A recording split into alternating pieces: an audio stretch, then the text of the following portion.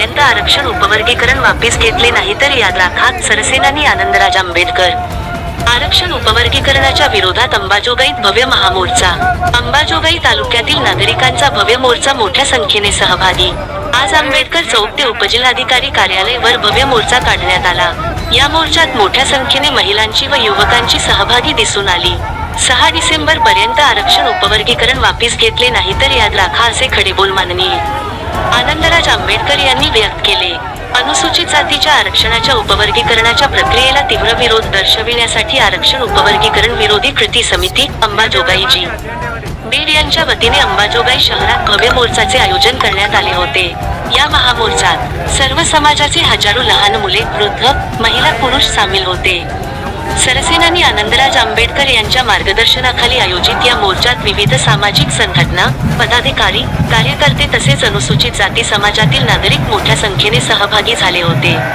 पुढे बोलताना आनंदराज आंबेडकर म्हणाले की, भीमा कोरेगावचा इतिहास विसरू नका. आंबेडकर वाद्यांच्या नादी लागू नका. एक लढाई जंतरमंतरवर झाली, प्रधान गेला. आम्ही उतरलो तर देवेंद्र नरेंद्र जातील. आरक्षण उपवर्गीकरण करून आंबेडकर वाद्यांचे खच्चीकरण करायचे प्रयत्न हाणून पाडूयात. रस्त्यावरची ताकदीला सरकार घाबरले आहे. 6 डिसेंबर पर्यंत उपवर्गीकरण वापस घेतले नाही तर मग दाखवून देऊ कोण किती पाण्यात आहे. या देशातील जनता सार्वभौम आहे. आंदोलन चालूच राहील. पुढील लढाईसाठी आपण सर्वांनी तयार राहावे, असे आवाहन केले. यावेळी सुरेश माने का, बबरूवाहन कोटभरे, रुक्मिणीताई लोंढे, नरसिंगे सर, रोहिदास बनसोडे यांच्यासह इतरांनी आपले मनोगत व्यक्त केले. अनुसूचित जातीच्या आरक्षणाच्या उपवर्गीकरणाबाबत सर्वोच्च न्यायालयाच्या निर्णयानंतर राज्य शासनाकडून सुरू असलेल्या पुढील प्रक्रियेला विरोध करण्यासाठी हा मोर्चा काढण्यात येत आहे. अनुसूचित जातीच्या आरक्षणाचे उपवर्गीकरण तात्काळ रद्द करावे, अशी प्रमुख मागणी कृती समितीच्या वतीने करण्यात आली आहे. कृती समितीच्या वतीने मुख्यमंत्री देवेंद्र फडणवीस यांच्याकडे निवेदन सादर करण्यात आले असून त्यामध्ये अनुसूचित जाती आरक्षण उपवर्गीकरणाची प्रक्रिया रद्द करण्यासह विविध मागण्या करण्यात आल्या आहेत. तसेच उपवर्गीकरणासंदर्भात स्थापन करण्यात आलेल्या समितीचा अहवाल अद्याप सार्वजनिक करण्यात आलेला नसल्याचा मुद्दाही निवेदनातून उपस्थित करण्यात आला आहे. संबंधित अहवाल तातडीने जाहीर करावा, अशी मागणी करण्यात आली आहे. समितीच्या प्रमुख मागण्या: अनुसूचित जाती आरक्षणाच्या उपवर्गीकरणाची प्रक्रिया तात्काळ रद्द करण्यात यावी. उपवर्गीकरणाबाबत स्थापन करण्यात आलेल्या समितीचा अहवाल तातडीने सार्वजनिक करावा. अनुसूचित जातीतील 2,50,000 मागासवर्गीय सरकारी नोकऱ्यांच्या अनुशेषाची भरती तातडीने करण्यात यावी. अनुसूचित जातीतील लोकसंख्येच्या वाढीचा विचार करून आरक्षणाचे प्रमाण योग्य पद्धतीने निश्चित करावे. मागासवर्गीय विद्यार्थ्यांच्या शिष्यवृत्तीत भरीव वाढ करावी. अनुसूचित जाती समाजाच्या मागण्यांबाबत महाराष्ट्र शासनाने सहानुभूतीपूर्वक व सकारात्मक भूमिका घ्यावी. निवेदनावर संयोजक समितीचे पदाधिकारी. संयोजक समितीचे अध्यक्ष भीमराव सरवदे, स्वागताध्यक्ष का. बबरूवाहन कोटभरे, सदस्य माणिक आदमाने, सुधाकर हातागळे, श्रीधर सिरसट, दशरथ सोनवणे, अरुण बनसोडे, संजय वाघमारे यांच्यासह इतरांच्या स्वाक्षऱ्या आहेत. समितीने अनुसूचित जातीच्या आरक्षणाचे विभाजन करण्याऐवजी सामाजिक न्यायाच्या मूलभूत उद्देशाचा विचार करण्याची मागणी केली आहे.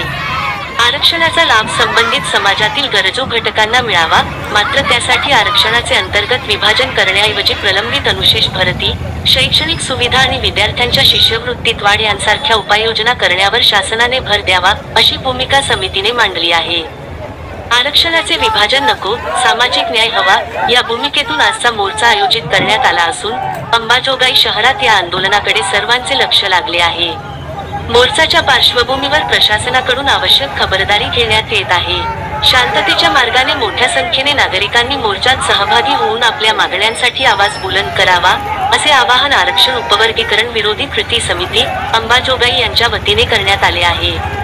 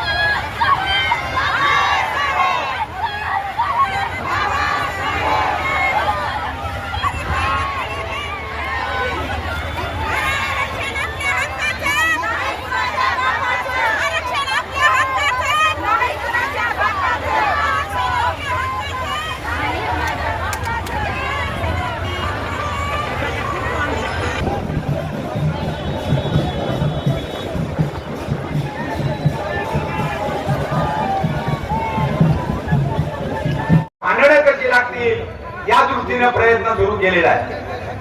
2 वर्षापूर्वी या मंडळीने ओबीसी समाज आणि मराठी समाजामध्ये पेटवून दिलं. आज मराठा समाज आणि ओबीसी समाजामध्ये कसा संघर्ष सुरू झालेला आहे हे आपण रोज टीव्हीवर बघतोय. आणि सरकार मजामगत बसलेलं आहे. सरकारला वाटतंय भांडत बसू द्या हे लोक, कारण हे 3.5% लोक आहेत, षडयंत्र करणारे लोक आहेत आणि आपल्यामध्ये बुद्धिभेद करून आपली दिशाभूल करून ती माणसास सत्तेवर बसलेली आहे. देश के राजदारों ने अमन छीन लिया. देश के राजदारों ने अमन छीन लिया है. रात के पहरेदारों ने भी अमन छीन लिया है. जब जिस्म से रूह जुदा हुई तो शमशान के ठेकेदारों ने कफन भी छीन लिया है.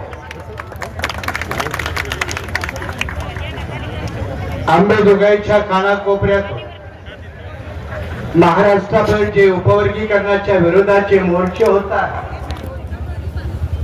त्या मोर्चाचा एक भाग म्हणून अंबाजोगाईमध्ये हा मोर्चा होता.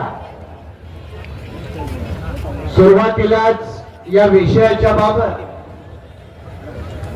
ज्यांनी चांगली खंबीर भूमिका घेतली ते आपले आदरणीय बंधू आनंदराज आंबेडकर यांचा एकदा जोरदार टाळ्या वाजवून आपण अभिनंदन करा.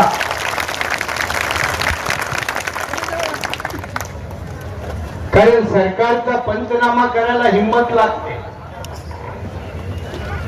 आणि आजचा आपला हा मोर्चा अंबाजोगाई मधला कुठल्या जात उपजातीचा पंचनामा करण्यासाठी नाही. आपला मोर्चा सरकारच्या नालायकीचा पंचनामा करण्यासाठी आहे. काय नालायकी आहे?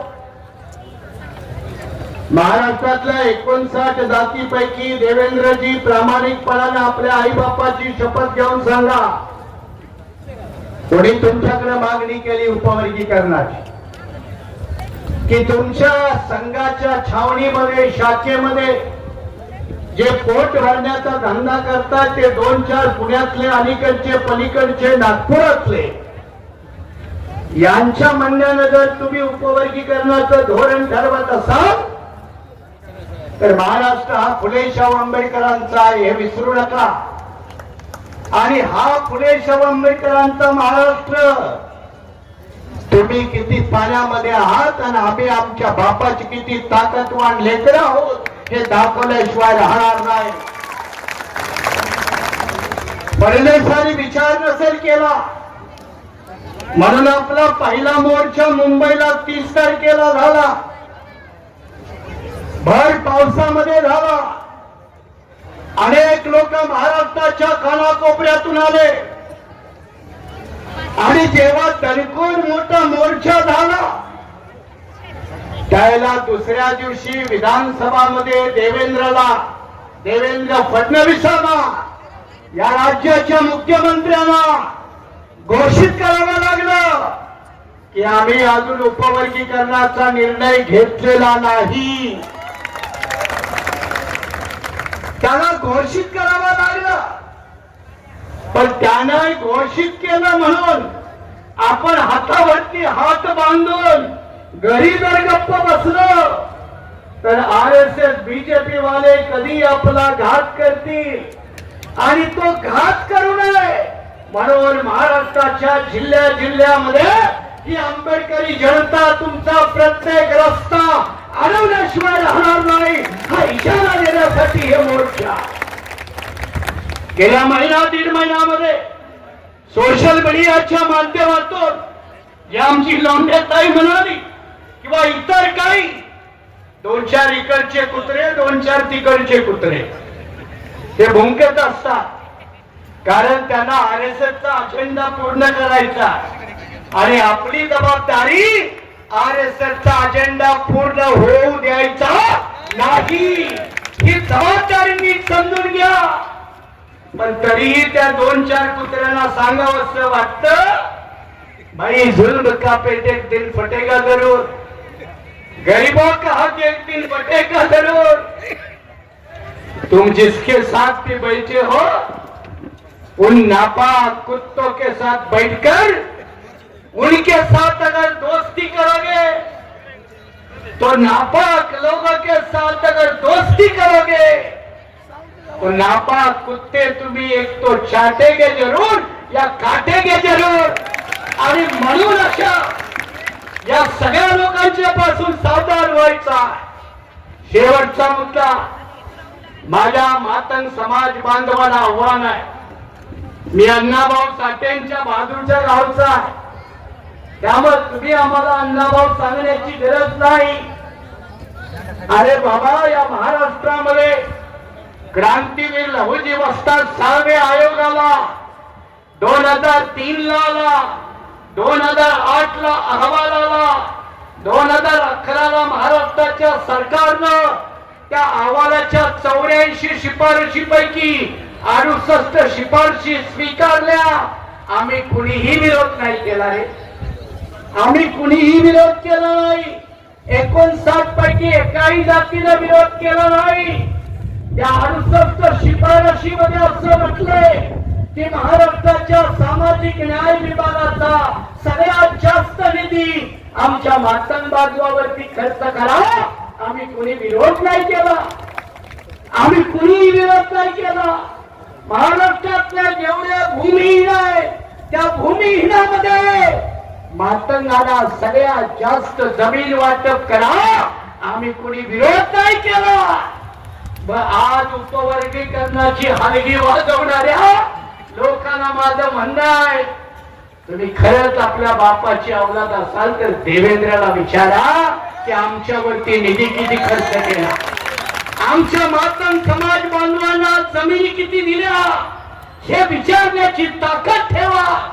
आणि ही ताकद जर ठेवली तर मग क्रांतीवीर लहुजी वस्ताद साळवे, साहित्य सम्राट अण्णाभाऊ साठे यांचा वारसा जपल्याचं आपल्याला म्हणता येईल। पण असं न करता कुठल्या तरी 2-4 बामणाच्या नादीला लागून आपलं वाटोळ करून घेऊ नका, एवढंच सांगून या ठिकाणी थांबतो। जय भीम, जय भारत। त्या भर उन्हामध्ये त्या उन्हामध्ये तो वरती सूर्य आहे, खाली तुम्ही सूर्याची पिल्ल। कारण बाबासाहेब आंबेडकरांना आपण सूर्य समजतो आणि त्यामुळेच तुम्ही सूर्यासारखे इथे खाली सुद्धा कळतात। न कोणाला घाबरता एवढ्या मोठ्या संख्येने तुम्ही आलात, त्याबद्दल तुम्हाला सर्वांना क्रांतिकारी जय भीम करतो। आणि या इथं या उपवर्गीकरण आरक्षणासाठी जी कृती समिती विरोधामध्ये निर्माण केली त्या सर्व कार्यकर्त्यांना मला त्यांची नावं माहिती आहेत, परंतु मला अहमदपूर तालुका जो लोकशाही अण्णाभाऊ साठेंचा तालुका आहे, त्या तालुक्यामध्ये सुद्धा दुसरा मोर्चा चालू आहे आणि अमन आंबेडकरांनी तिथे पाठवलंय, तिथं मला सुद्धा पोचायचं आहे। म्हणून मी लवकरात लवकर इथे माझं भाषण संपवणार आहे। या इथे सर्वच लोकांनी, बाबूराव माने असतील किंवा आमचे सुरेश माने असतील, आमच्या लोंढेताई असतील किंवा आमचे रोहिदास बनसोडे, अनेक वक्ते इथे आहेत। त्या विचारांना इथे भाषण करण्यासाठी वेळ देण्यात आला नाही, त्याबद्दल मी त्या सर्वांची दिलगिरी व्यक्त करतो। आणि एक सांगतो की आज महाराष्ट्रामध्ये प्रचंड मोर्चे निघालेले आहेत। परभणी असेल, लातूर असेल, जालना असेल, मुंबई असेल, नांदेडचा तर न भूतो न भविष्यती असा मोर्चा निघाला की स्वतः एसपीने सांगितले की असा मोर्चा नांदेडमध्ये झाला नाही। आणि तरी सुद्धा अजूनही ठप्प सरकार अजूनही हारायला तयार नाही। आपली मागणी शुल्क काय की जे तुम्ही नवीन उपवर्गीकरणाचा घाट घातलाय ते बंद करा, नाहीतर सरकारला स्मशान घाटामध्ये न्यावं लागेल। त्यामुळं देवेंद्र फडणवीस, तुम्ही ज्या पद्धतीने भाष्य करताय या उपवर्गीकरणाबद्दल त्या विधानसभेमध्ये तुम्ही स्वतः का लॉयर समजता, वकील समजता, आंबेडकरी समाजामध्ये पण आता आमचे सुरेश माने ते तर पीएचडी घेतले लॉमध्ये. त्यामुळं आम्हाला ती जजमेंट शिकवू नका. त्याच्यात सबस्टन्स सांगितलेला आहे की हे इच्छुक आहे, इम्पेरियल डेटा पाहिजे, अनेक गोष्टी सांगितल्या तरी तुम्ही निष्ठून सांगता. त्या विधानसभेमध्ये ठाम खोट बोलता, झूठ बोल मगर नीट बोल अशा पद्धतीने तुम्ही वागता आणि सांगता सुप्रीम कोर्टाने सांगितलं म्हणून आम्ही करायचं नाही का. तर सुप्रीम कोर्टाने काय काय करायला सांगितलंय तुम्हाला सांगतो. 1951 ची गोष्ट आहे. त्यावेळेस मद्रास स्टेट होत आणि मद्रास स्टेट एक चंपकरण नावाच्या व्यक्तीने या इथं असणारा शेड्यूल कास्टला शिक्षणामध्ये रिझर्वेशन देऊन अशी केस केली आणि ती सुप्रीम कोर्टात आली आणि सुप्रीम कोर्टाने सुद्धा ते मान्य केलं. त्यावेळेस तुमचा आणि माझा भाग या देशाचा कायदेमंत्री होता आणि देशाच्या संविधानामध्ये त्यांनी पहिल्यांदा घटना दुरुस्ती केली आणि ती घटना दुरुस्ती केली आणि या इथं असणाऱ्या शेड्यूल कास्टला म्हणजे अनुसूचित जातींना शिक्षणामध्ये सुद्धा संपूर्ण देशभर सवलती असतील अशा पद्धती ती घटना दुरुस्ती झाली आणि ती बहुमताने पास झाली आणि त्या सुप्रीम कोर्टाचा तो निर्णय रद्दबातल करण्यात आला. आणि मग तेव्हा त्यावेळेच्या काही संसद मंडळी बाबासाहेबांना विचारलं की तुम्ही हे संविधानाचं मंदिर उभं केलं आणि त्याची मोडतोड तुम्ही कशी काय करताय. तेव्हा बाबासाहेबांनी उत्तर दिलं, मी मंदिर उभं केलं पण पुजाऱ्याने घाण केली, मी काय करू, ती साफ करायला मी आहे नाही ते.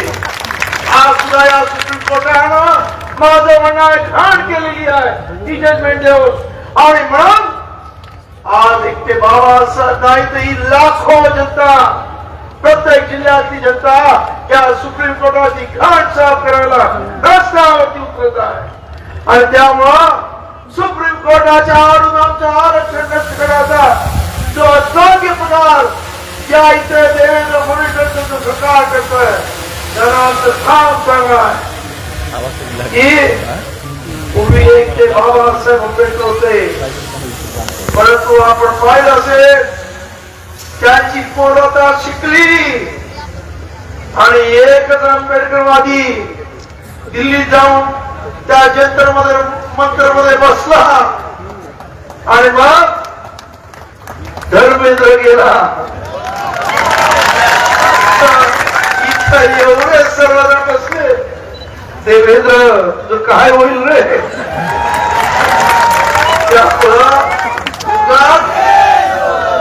आमच्याशी वाद करू नकोस.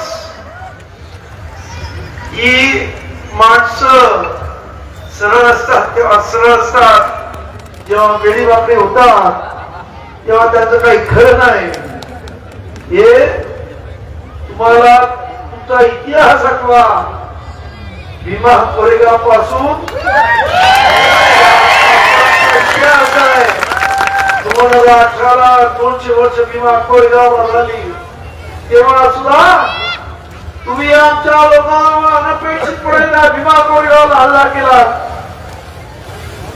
आणि नंतर 1 तारखेला हल्ला केला. 3 तारखेला ज्या पद्धतीनं या महाराष्ट्रातल्या जनतेने मुंहतोड जबाब दिला, अख्खा महाराष्ट्र बंद झाला. मुंबईतून एकही इंटरनॅशनल विमान उडलं नाही. इंटरनॅशनल बातमी झाली विमान कोरेगावमुळे.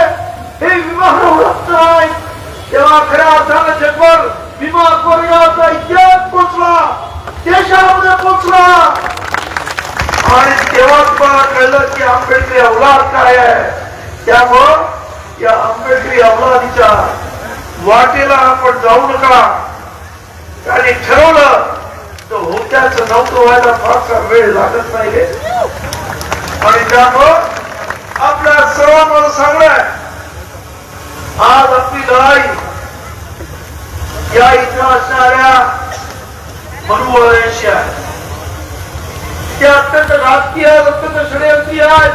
त्या देशामध्ये एकेकाळी समाज सुखाने अख्खा देश नव्हे तर म्यानमार पासून ते जपानपर्यंत जो बौद्ध धर्म गेला होता त्याचा एकही माणूस शिल्लक ठेवला जायची अपराध आहे.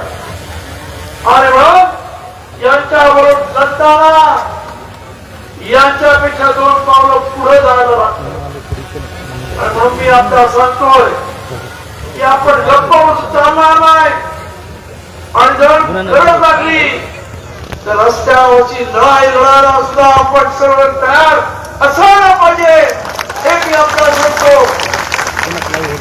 रस्त्यावरच्या लढाईत आपण पाहिलं, जंतर मंतरला रस्त्यावरची लढाई झाली, धर्मेंद्र गेला, उद्या देवेंद्र जाईल.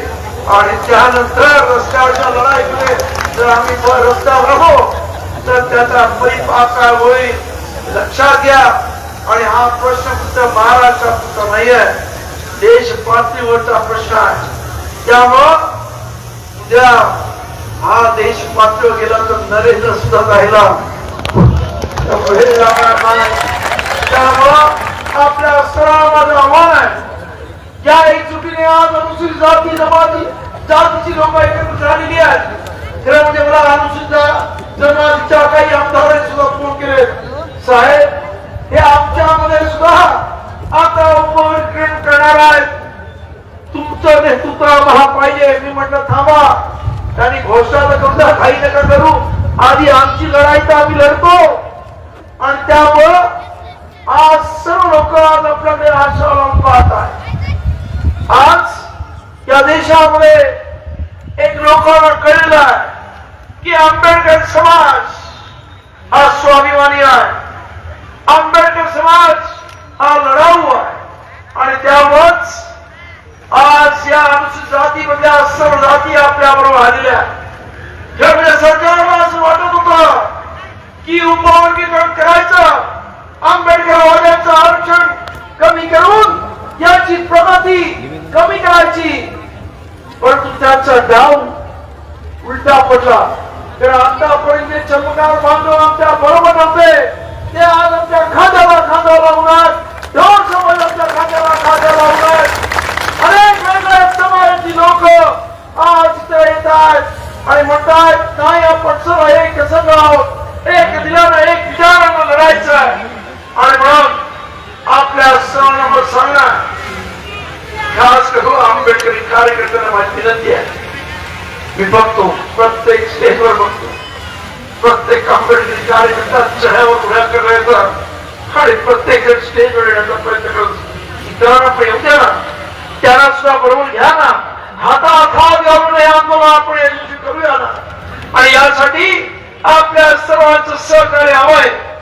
खरं म्हणजे सरकार तुम्हाला घाबरलेलं आहे, कारण देवेंद्र फडणवीस मागेच जाहीर केलं होतं की 1 ऑगस्ट 2026 रोजी लोकशाही अण्णाभाऊ साठेंच्या जयंतीच्या वेळेला आम्ही उपवर्गीकरण जाहीर करणार. 1 तारीख पलटून गेलेली आहे, कारण तुमची ताकद, तुमची रस्त्यावरची ताकद आज महाराष्ट्र सरकार घाबरलेलं आहे. परंतु हे कधी उलट फिरायला सांगता येत नाही, पण रस्त्यावरचे आंदोलन चालू राहतील.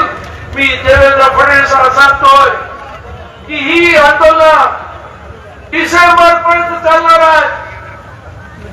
6 डिसेंबरला आमच्या बापाचा महापरिनिर्वाण दिन झाला आणि तुझं हिवाळी अधिवेशन आलं आणि तोपर्यंत तू उपवर्गीकरण मागे घेतलं नाहीस तर तुझ्या विधानसभेला सुद्धा घेरा करण्यासाठी हे सर्व अनुसूचित जाती जमातीचे लोक येतील.